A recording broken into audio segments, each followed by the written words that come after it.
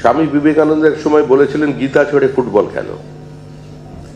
এই কথাকে নিয়ে অনেক রাজনৈতিক অপব্যাখ্যা হয়েছিল, কিন্তু স্বামী বিবেকানন্দ যেটা বলতে চেয়েছিলেন যুব সমাজের সামনে দাঁড়িয়ে, তা হলো শুধু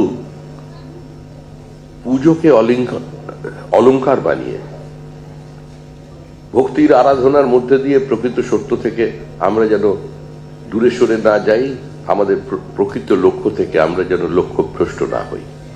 পরাধীন ভারতবর্ষের মাটিতে দাঁড়িয়ে তিনি বলতেন, অন্ন অন্ন, যে ভগবান ইহলোকে অন্ন দিতে পারেন না, তিনি যে পরলোকে স্বর্গ সুখ দেবেন এ কথা আমি বিশ্বাস করি না। স্বামী বিবেকানন্দ আমাদের সামনে দাঁড়িয়ে বলেছিলেন যে, গর্ব করে বলো আমি হিন্দু। আজকে দুর্ভাগ্যবশত স্বাধীনতার ৭৫ বছর পেরিয়ে যাবার পরেও আজকে হিন্দু শব্দটির মধ্যে আমরা সাম্প্রদায়িকতার গন্ধ খুঁজে পাচ্ছি। হিন্দুত্বের মধ্যেই লুকিয়ে আছে প্রকৃত বহুত্ববাদ। আমি আমার মতো করে কথা বলবো, আমি আমার মতো করে ঈশ্বর সাধনা করব। আমার উপাসনা পদ্ধতিকেও, আমার উপাসনার রীতি নীতিকেও কেউ যেরকম হস্তক্ষেপ করতে পারেন না, ঠিক একইভাবে আমি যে মতে বিশ্বাস করি, যে পথে বিশ্বাস করি, সেই পথ যদি আমাদের বহমানতার বিরুদ্ধেও হয়, আমাদের সংস্কৃতির বিরুদ্ধেও হয়, আমাদের মতের বিরুদ্ধেও যদি হয়, তাকে আমি গ্রহণ করব। এটাই ভারতবর্ষ। আজকে অনুষ্ঠানে থেকে ভালো লাগলো, কিন্তু বুঝতে পারছেন তো আজকে 12ই জানুয়ারি অসংখ্য প্রোগ্রাম।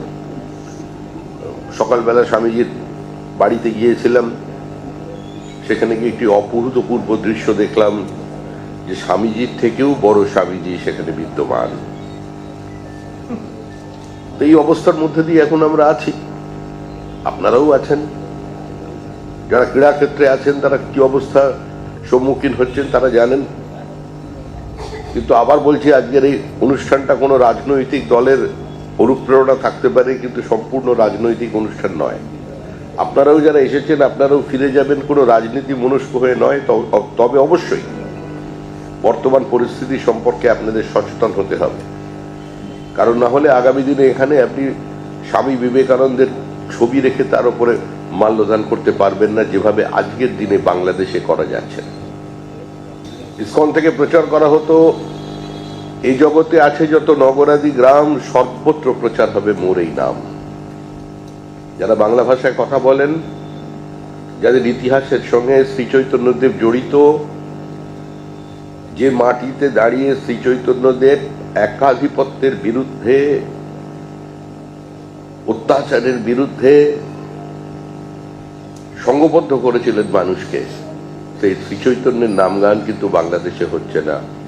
আজকের দিনে স্বামী বিবেকানন্দের জন্মদিন, বীর সন্ন্যাসী স্বামী বিবেকানন্দ, যিনি ভারতীয় বহমানতা, ভারতীয় সংস্কৃতি, ভারতবর্ষের সাংস্কৃতিক জাতীয়তাবাদ, আধ্যাত্মবাদকে পৃথিবীর মানুষের সামনে তুলে ধরেছিলেন, যিনি প্রকৃত বিশ্ব শান্তির স্বপ্ন দেখিয়েছিলেন, যিনি ভাই বোন বলে সম্বোধন করে কুপমণ্ডুক কিছু মানুষকে একটু বাইরে বেরিয়ে আসবার কথা বলেছিলেন।